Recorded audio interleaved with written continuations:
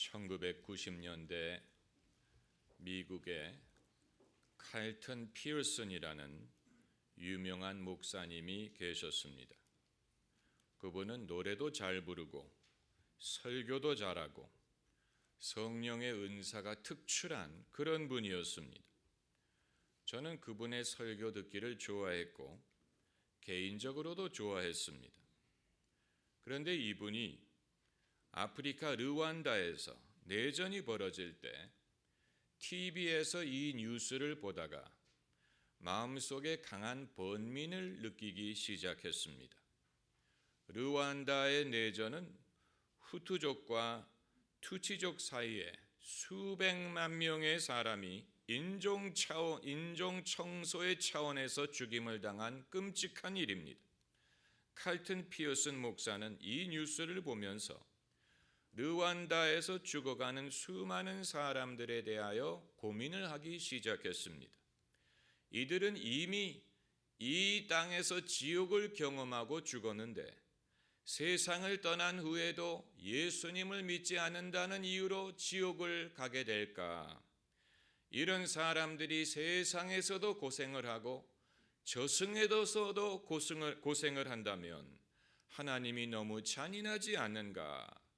고민 끝에 칼튼 피어슨 목사는 자기가 소속했던 교단을 탈퇴하고 유니버설리스트라는 교단에 가입하고 강단에서 전하는 메시지를 급진적으로 바꿨습니다. 유니버설리스트란 유니버설 스튜디오를 말하는 게 아니고 만인 구원론을 가르치는 교단의 이름입니다. 이단은 아니지만 사람이 굳이 예수 그리스도를 믿어야만 구원을 받는 것이 아니고 결국은 모든 사람이 구원을 받게 될 것이다 라고 가르치는 교단입니다. 그랬더니 삽시간에 피어슨 목사의 교인들은 다 떠나가 버렸고 자기가 속했던 모든 단체에서 퇴출을 당했고 더 이상 부흥의 강사로 초청을 받지 못했고 과거에 뜨거웠던 그의 설교와 은사는 사라져버렸습니다.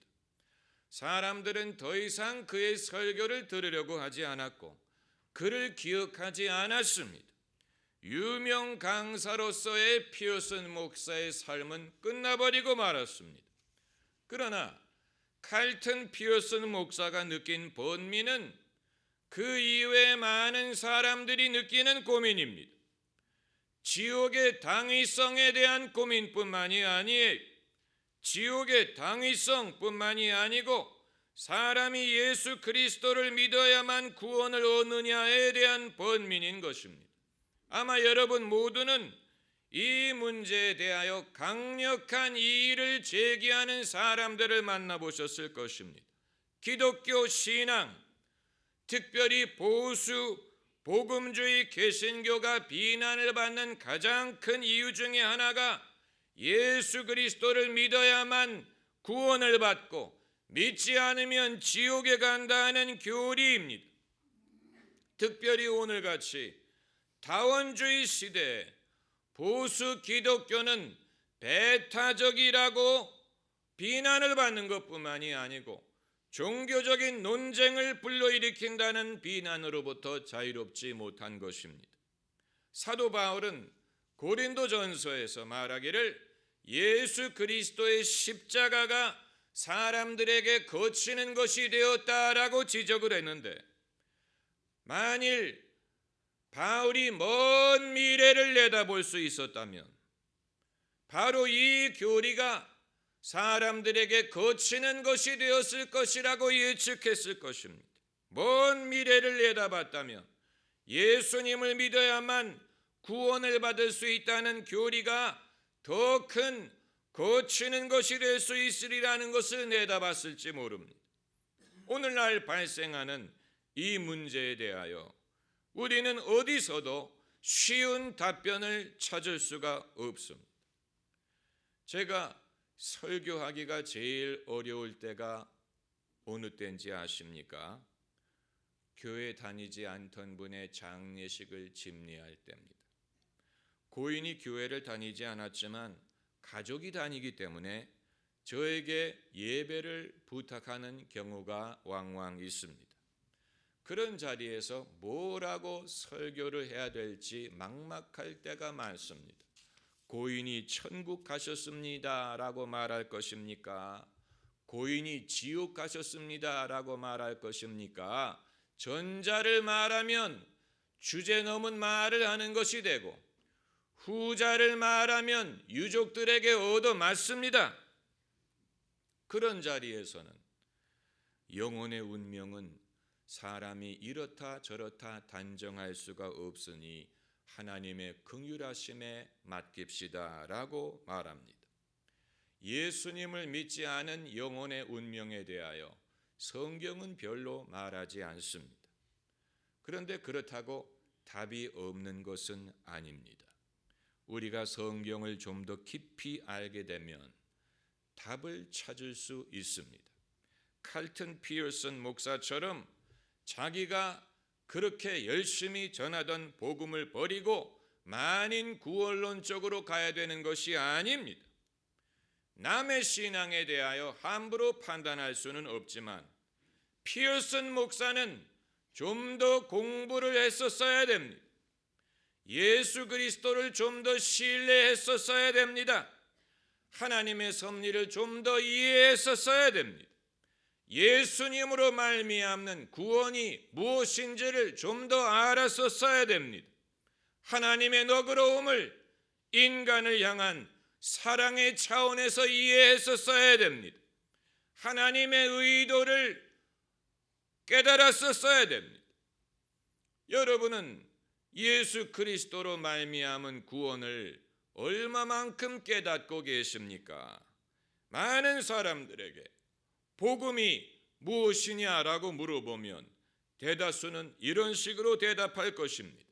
예수께서 우리 죄값을 대신하여 돌아가셨기에 우리가 예수님을 믿으면 죄사함을 받고 구원을 얻는다.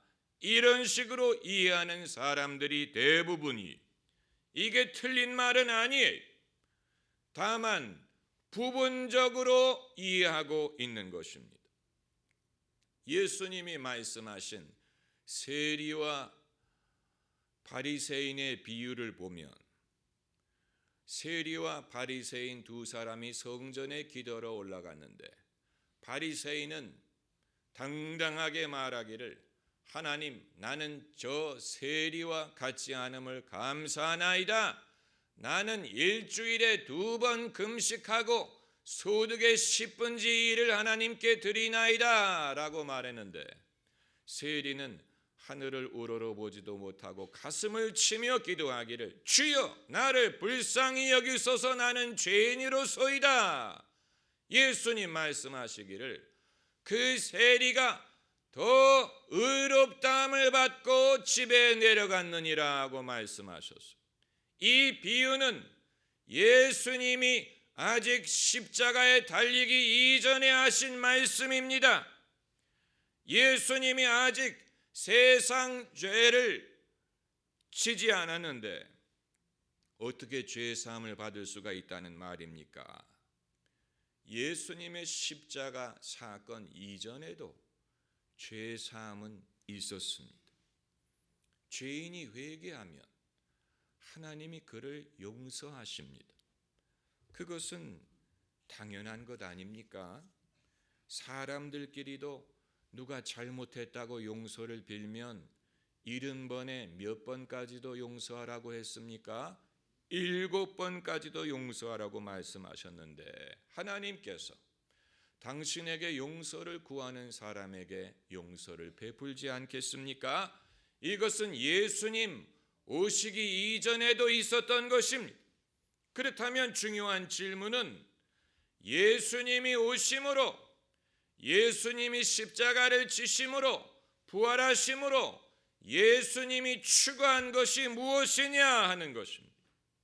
예수님이 추구한 것이 무엇이냐를 알아야 예수 그리스도로 말미암은 구원을 우리가 제대로 이해할 수가 있는 것입니다. 예수님이 무엇을 추구하셨느냐?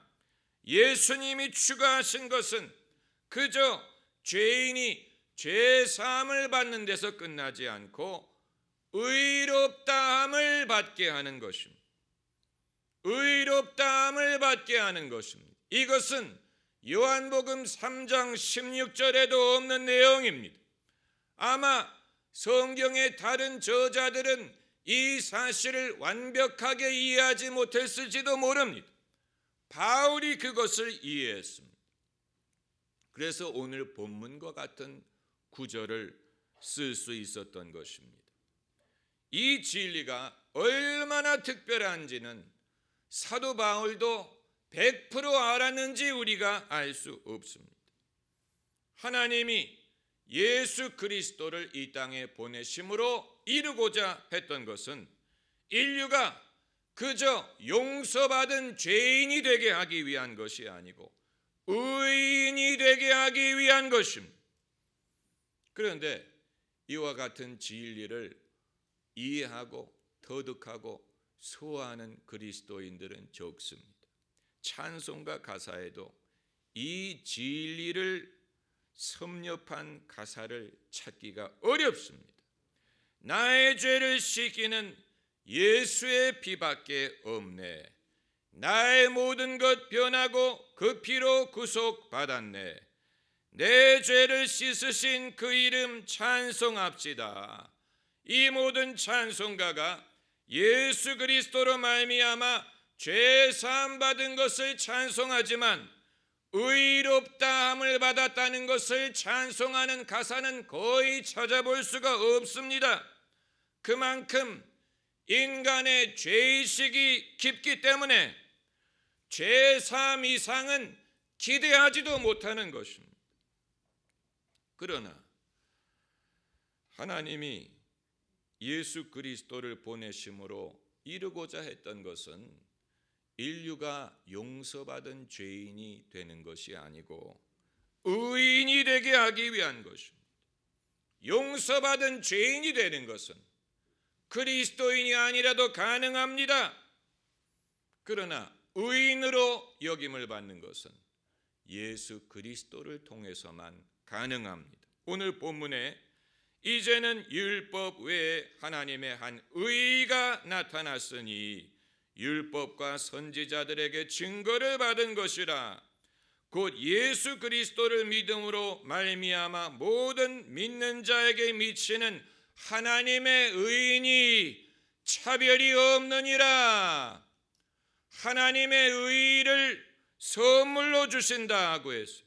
모든 사람이 죄를 범하였음에 하나님의 영광에 이르지 못하더니 그리스도 예수 아닌 구속으로 말미암아 하나님의 은혜로 값없이 의롭다 하심을 얻은 자 되었느니라. 의롭다 하심을 얻은 자 되었다고 했습니다.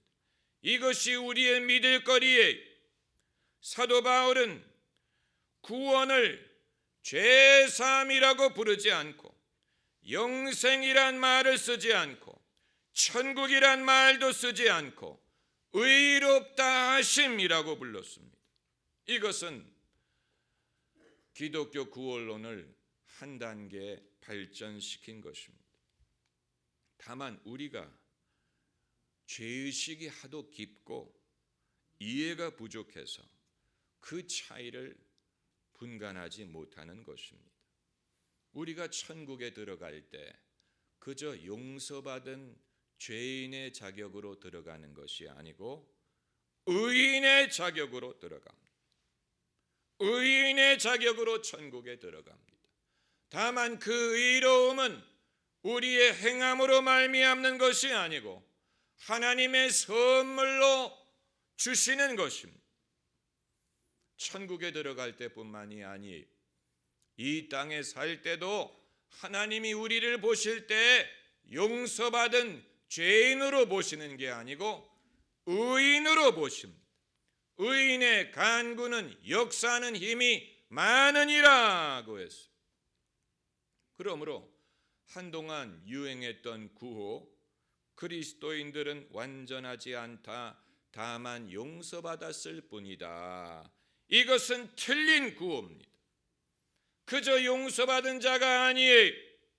의롭다함을 받은 자입니다. 이 부분에서 예수 그리스도를 믿지 않은 사람들, 믿을 기회가 없었던 사람들, 복음을 들을 기회가 없었던 사람들의 운명에 대한 해답을 찾을 수 있는지도 모르는 것입니다. 예수님을 믿을 기회가 없었던 자, 예수님을 믿지 않았던 자라 할지라도 자신의 죄를 회개하면 죄 사함을 얻을 수 있습니다. 그건 성경적인 진리예요. 다윗이 내가 여호와께 범죄하였다라고 회개했을 때 나단 선지자가 여호와께서도 당신의 죄를 사하셨나이다라고 선포했습니다. 예수님이 오시기 이전의 일이에요. 제사를 드리는 것보다 참회하는 심령을 하나님이 기뻐하신다라고 했습니다. 그러므로 예수님 이전에도 죄사함이 있었습니다. 다만 의롭다 하심을 얻는 것은 예수 그리스도를 믿음으로 말미암습니다. 이것은 우리가 양보할 수 없는 기독교의 진리. 그럼 내세 어떻게 되느냐? 용서함을 받은 죄인의 영혼에 대해서는 나름대로 하나님의 배려가 있을 것입니다. 그건 하나님이 정하실 부분입니다. 우리가 이래라 저래라 말할 수 있는 것이 아니에요. 기독교의 배타성에 대하여 항의하는 사람에게 우리가 이 말을 해주면 됩니다. 다만 우리에게는 더 확실한 증거가 있습니다. 오늘 본문에 이제는 율법 외에 하나님의 한 의가 나타났으니 율법과 선지자들에게 증거를 받은 것이라. 곧 예수 그리스도를 믿음으로 말미암아 모든 믿는 자에게 임하는 하나님의 의인이 차별이 없느니라고 했습니다. 예수 그리스도를 믿는 우리에게 더 확실한 약속이 있습니다. 이것이 우리의 믿을 거리예요. 이것을 믿어야 됩니다. 이것을 믿음으로 우리의 신앙에 능력이 생기고 기도의 능력이 생기고 하나님과 우리의 관계에 대하여 확신이 생기고 더 큰 능력이 임할 수가 있는 것입니다. 하나님이 우리의 기도를 들으실 줄 확신할 수가 있는 것입니다. 우리가 얼마나 큰 은혜를 받았는가를 알 수가 있는 것입니다. 우리는 그저 죄 사함 받은 죄인이 아니에요. 의롭다함을 받았습니다. 그리스도 예수 안에 있는 자는 새로운 피조물이라. 이전 것은 지나갔으니 보라 새 것이 되었도다 라고 했습니다. 돌아온 탕자에게 아버지가 그냥 아무 옷을 입힌 것이 아니고 제일 좋은 옷을 입혔다고 했습니다.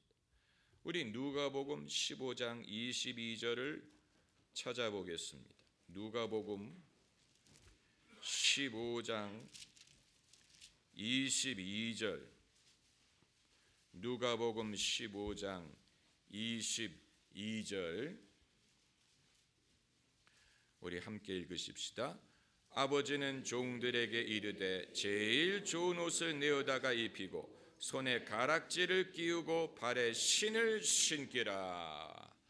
돌아온 탕자에게 아버지가 그냥 아무 옷을 내어다가 입힌 것이 아니고 제일 좋은 옷을 내어다가 입혔다라고 했습니다.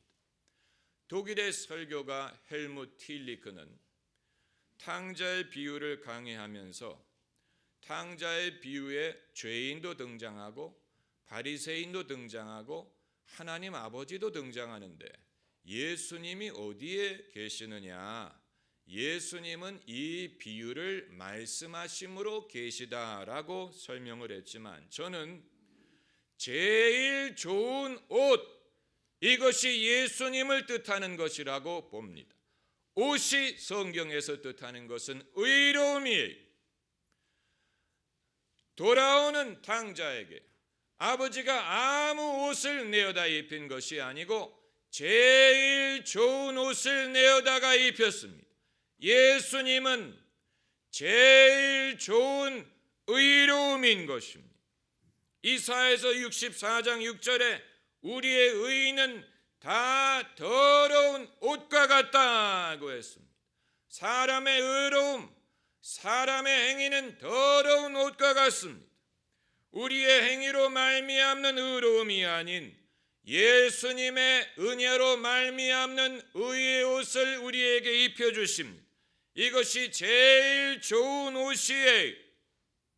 그러므로 왜 예수님을 믿어야 되느냐라고 물으면 그것이 제일 좋기 때문이다 라고 대답하면 됩니다. 제일 좋은 옷, the best robe, 예수님이 제일 좋아요. 예수님이 제일 좋은 의로움입니다. 제일 좋은 것을 놓고 덜 좋은 것을 선택할 수는 없는 것입니다. 할렐루야. 기도하십시다.